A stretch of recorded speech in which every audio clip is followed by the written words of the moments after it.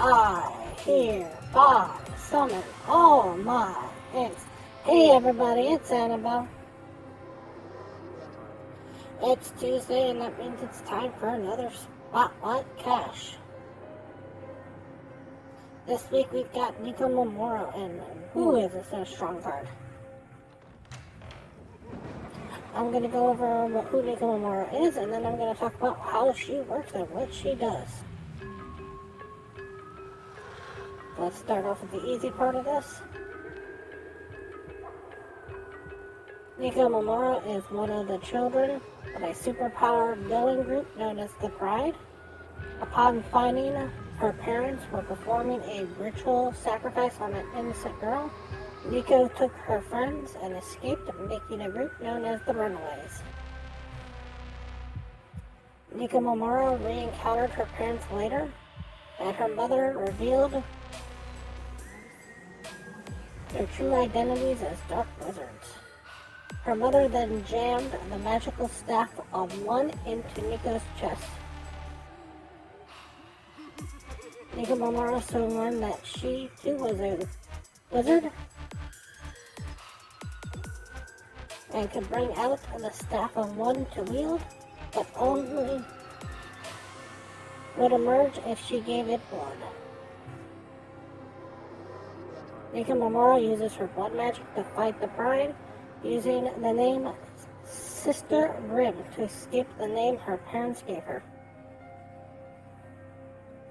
Her powers are the Staff of One. The staff lets NICO cast magic to do essentially anything. The magic can bend reality and warp nature. When not in use, the staff retreats into her body. NICO MINORU's staff has a limitation that will not cast the same spell twice. This is characterized in Marvel Snap by her spells always changing and never being the same spell twice. So that was the easy part of NICO MINORU. Now for the hard part of her. We're going to talk about my rating on her and where I think she belongs and how I think she works and everything else like that. So this is going to be kind of a long one, and I do apologize. We're going to look at a couple different cards, and I'm going to bring up some comparisons here. For what I think. The first thing that I think that we've got to look at is the fact that you got to look at her almost as like being a zero. If you've ever played Zero in a Red Skull deck, then NICO MINORU kind of almost works the same way. Where if you're looking for a specific spell, you might not be happy with NICO MINORU, but if you're just happy that sometimes you can get NICO to work, a lot of her spells are really powerful.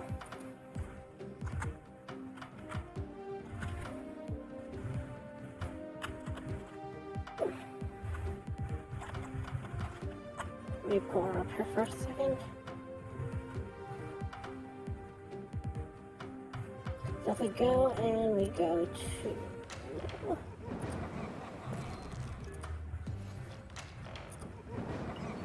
her, what she looks like in the game. So what happens is in the game is she's a 1-2, so that's the easy part. And this little ball on the top where her glowing thing is will usually show one of the spells. So there are 7 different spells and they do not come in any particular order, but if you play Magic, you'll always get all 7 spells.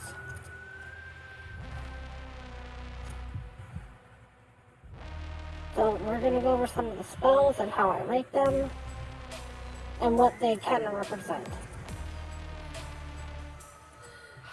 And hopefully this will kind of make more sense when I go through some of these things. So I put these spells in the order that I think they're the most important to the least important. So the first spell that I believe is the most important spell for her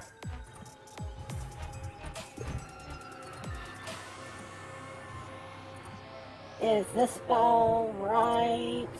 Stop it, Nico. This spell right here. The draw spell. You blow up a card, you draw 2 cards. So, the thing that you need to know about you blow up a card and you draw 2 cards is, in a game where you're playing Magic, that's going to draw you your entire hand. Assuming that you're not getting a rock slide or anything else like that, or no other weird interactions.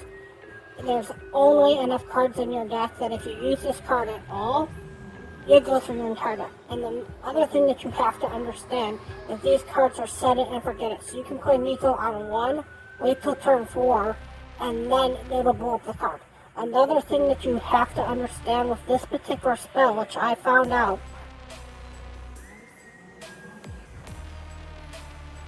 is if you don't blow up the card, you don't draw a card. So if you're thinking of maybe using a Professor X where it doesn't blow up itself,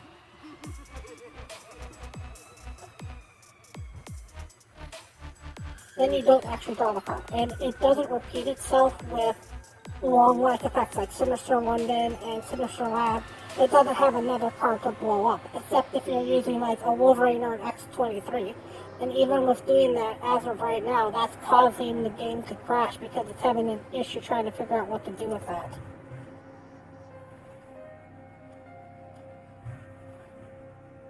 So this spell is the most powerful spell, and if this card gets nerfed, this is going to be the card on the chopping block. And I think this card's going to get nerfed. At least this spell's going to get nerfed. Because if you look at this spell in a vacuum,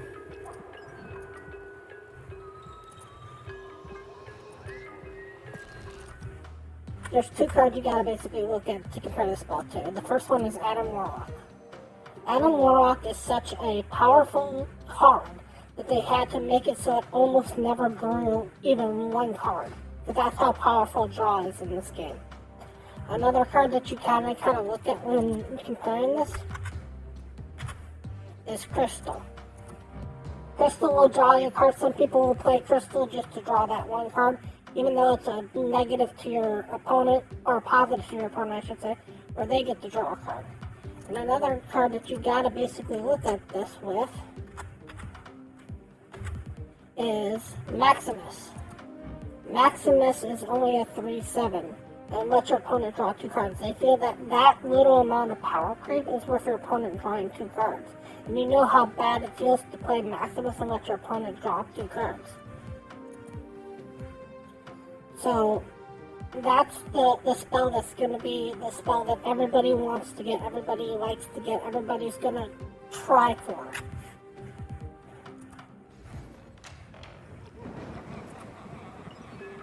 The next spell that we have up here in my list of the second most powerful spell, at least in my opinion,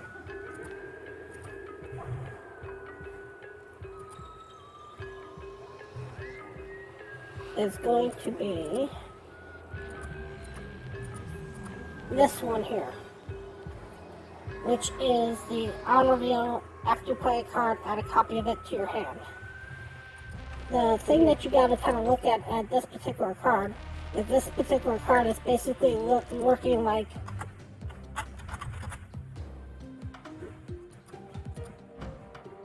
Moon Girl. The number of times that people will try to throw Moon Girl in their deck just to get a copy of a card is not the worst thing in the world. The number of times that you've gotten a cloning lab and you've been excited is another one. The next one up for me for number 3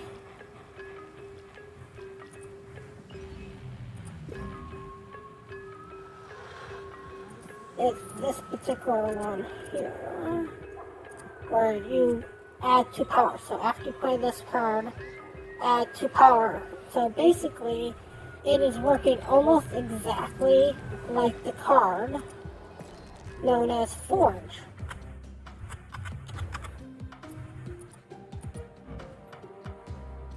If you look at these 2 cards, they're almost written exactly the same, except when it comes to Forge, as opposed to NICO MINORU, the on reveal happens before the forge happens. So if you're thinking of stuff like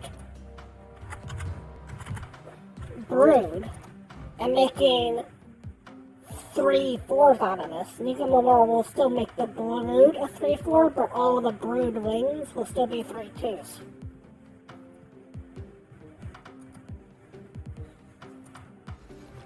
That's what I have up for this. Is the 4th spell on this, the 4th most powerful spell in my opinion, which is the demon spell. The demon spell basically takes a card and makes it into a demon. Having a 1/6 is very powerful. So powerful that there's basically 2 cards that you can compare this to.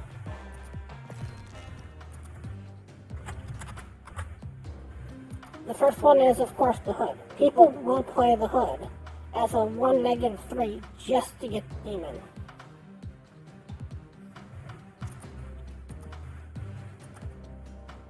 Another one that you gotta look at is Bast.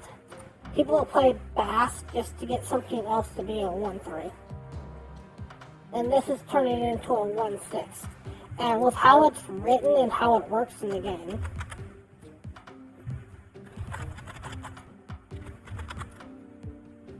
cards like Iceman still trigger. So like, if you play this on Iceman, the Iceman will come out, shoot its Ice Bolt, and then turn into a demon. So you're not losing any of the on-reveal effects.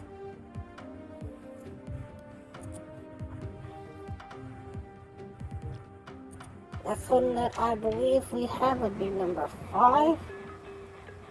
And for that one, we're moving to the spell.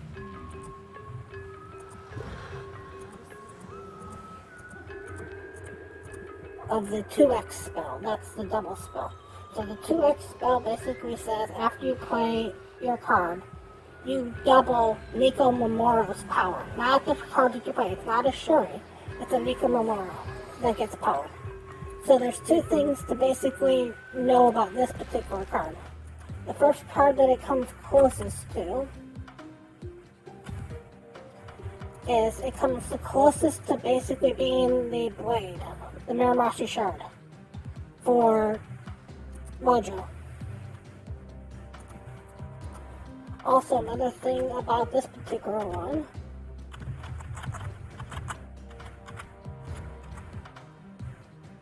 is Ironheart works on this particular card.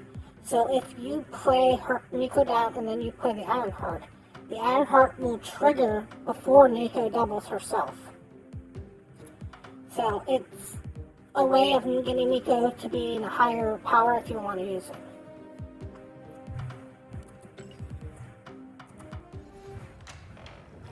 The number 6 for us, so second to last, is the question mark spell. This is basically word for word Scarlet Witch.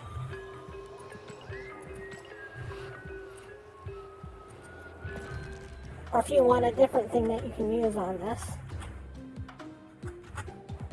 you can use the Thanos Stone of the Reality Stone without the draw effect. It's 1 more power than the Reality Stone, but it does the same exact thing as the Reality Stone. Anybody who's played the Reality Stone knows that it's hit or miss. It's not the greatest sometimes. It sometimes can win you a game, so use at your own peril. And the last stone, if you've been paying attention here, is, sorry, I should say the last spell,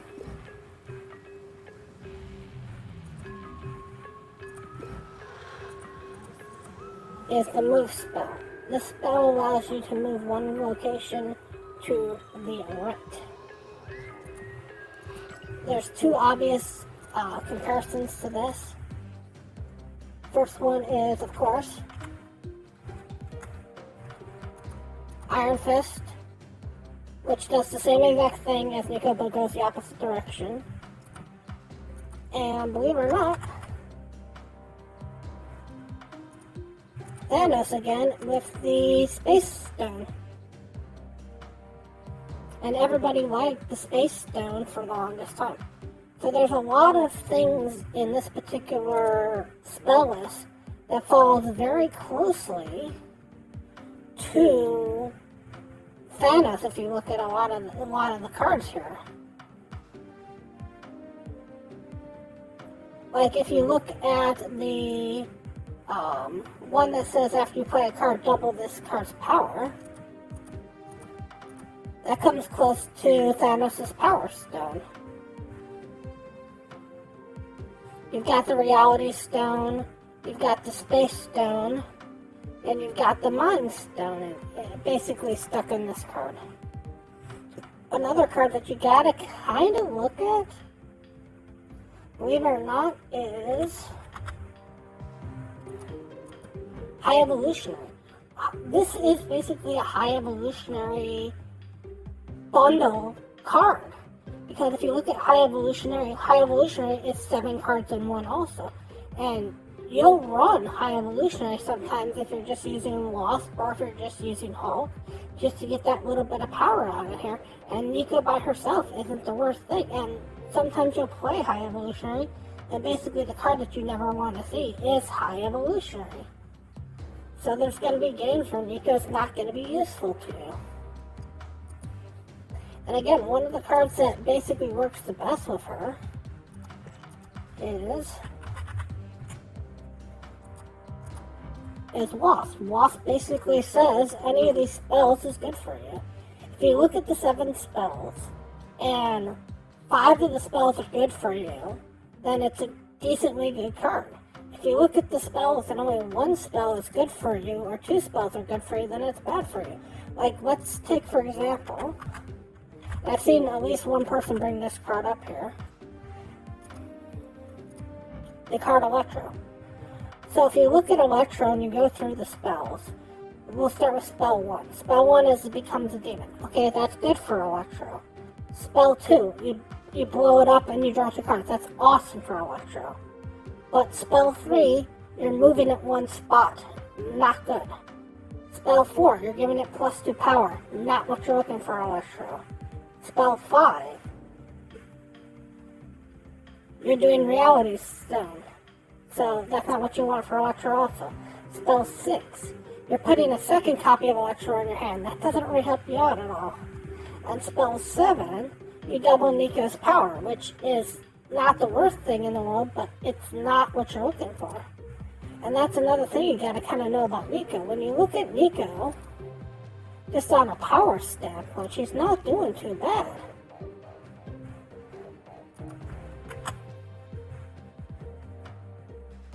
Even as a 1-2 by herself, if we were to flip the power around here, you'll see that she basically falls right into basically like Squirrel Girl, Snow Guard territory.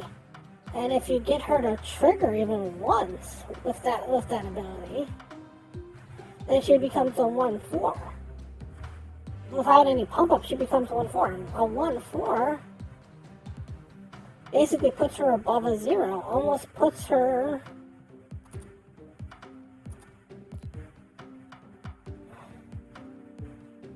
almost at a Titania. Are you going to complain about getting a Titania off of her? She's 1 power off Titania without having to do the loops of maybe losing her. And that's with no other buffs thrown on her. So, it's all about what cards you throw with her and what cards you use with her. Like, for example, there's no card that works well with Red Skull. There's no reason that you would put a Red Skull in a NICO MINORU deck. None of the spells work with it. You don't want this to become a demon. You don't want to blow up the Red Skull. You don't want to move the Red Skull. You don't want to give the Red Skull 2 power. You don't want to change the location of the Red Skull. You don't want to add a copy of the Red Skull to your hand. And you don't want to double NICO's power with the Red Skull. So again, does that mean NICO's a bad card? No. It means that you might not want to play her in certain decks. So this is one of those cards where On one hand, it's a 1-star card, on one hand, it's a 3-star card, and on one hand, it's a 5-star card, and on one hand, it's a 6-card star. And I don't even give out 6-star cards. Because if you look at something like Jeff is an irreplaceable card in any deck. There's no card that does what Jeff does. There's not going to be a single card that does what NICO MINORU does. She does 7 things at once. There's not a card that you can sit there and go, okay, if you're looking for this, you want it. But here's the other thing. If all you're looking for is a specific spell, like you want to blow up that card, you can find a way to blow up that card without using NICO MINORU. The thing is, it doesn't draw you a card. And because this draws you not a card, it draws you 2 cards. That's a very powerful ability. To the point where you're going to see an opponent that on turn 1 or turn 2 drops down NICO MINORU. You see it's the blow up spell. And then turn 3 they play down the Electro. And then turn 4 they play down the Doc Ock. And then turn 5 they play down the Galactus. And turn 6 they play down the LF. And you're going to go, well, that sucked. So, it's that kind of powerful. Two cards in a 12-card deck is 1/6 of your deck. And if you're playing with American Chavez, which some of these decks are going to run American Chavez, you know you're not going to pull the American Chavez. So that takes it down from being a 12-card deck to an 11-card deck to a 10-card deck when you draw this spell.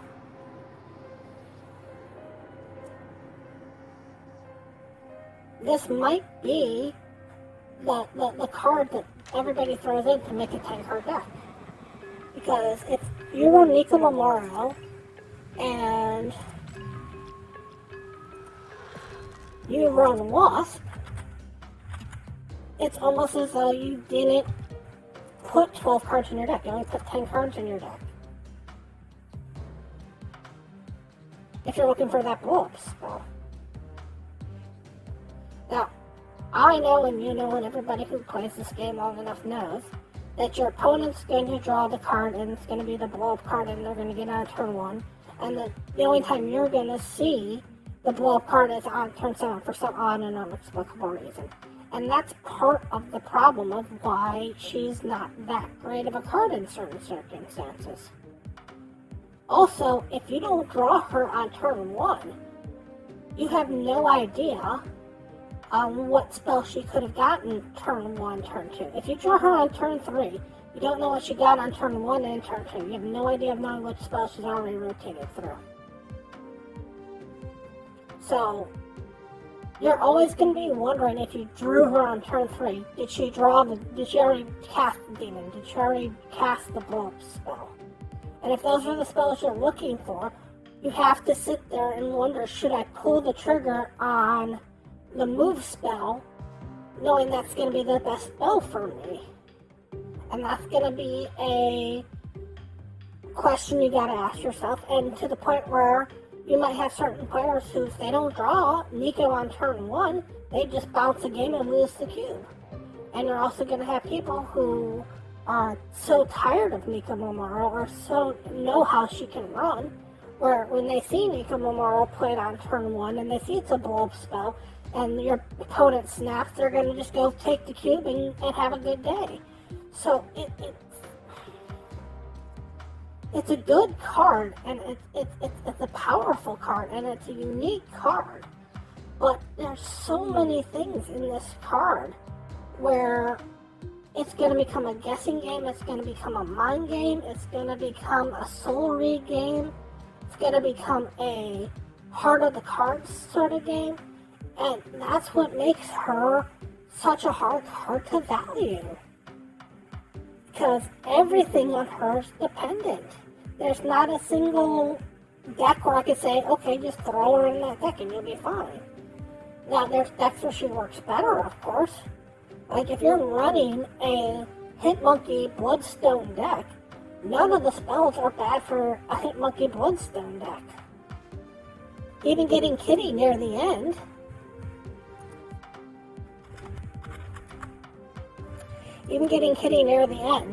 If Kitty becomes a demon, that's not the worst thing for Kitty to become if you didn't get her early. That makes Kitty a 1/6 straight off the bat. She usually takes 6 turns to become that if you don't have out the Bloodstone. So, as a star rating, I have no idea where to put her, and I'm sorry to cop out and say I have no idea where to put her.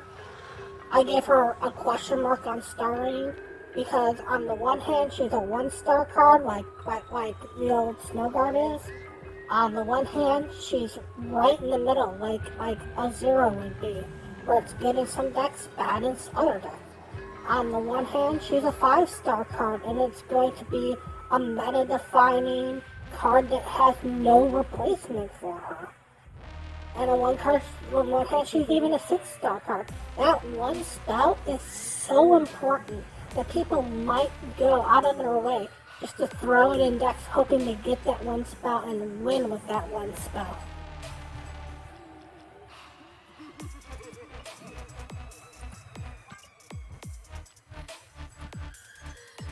So, for the other cards that we got this particular week to run with NICO MINORU, we've also got Kitty Pryde, and we've got Phoenix Force. So, Kitty Pryde is a solid card through and through. The number of times that Kitty Pryde has made a meta, forced a meta, been a strong card, I cannot even speak of.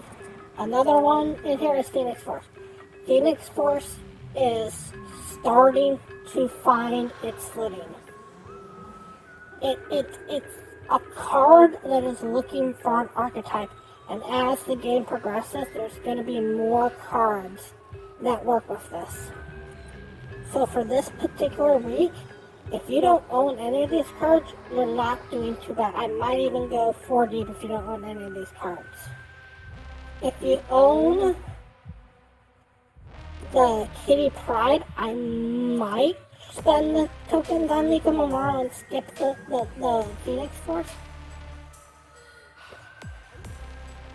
But if you don't own the Kitty Pryde and you own the Phoenix Force, you might roll and just try to hope to get the Kitty Pryde. Also, this alt art isn't the worst in the world. So, in my opinion, there's not a bad card in here, but if you already own the Kitty Pryde, you might spend the tokens on NICO or might wait till she comes back in a future cache. But if you don't own the Kitty, there's nothing bad about this deck. Getting NICO isn't the worst thing in the world, getting Kitty isn't the worst thing in the world, and getting Phoenix's Force is not the worst thing in the world. So let's go see and find out what's in our box for this week. What's in our box? What's in the box? Let's all find what's in the box. Phoenix Force. We got the Phoenix Force today. Decently good card. I'll show you some good stuff you can do with it. I want to thank you all so much for watching. And as always, remember, play for fun.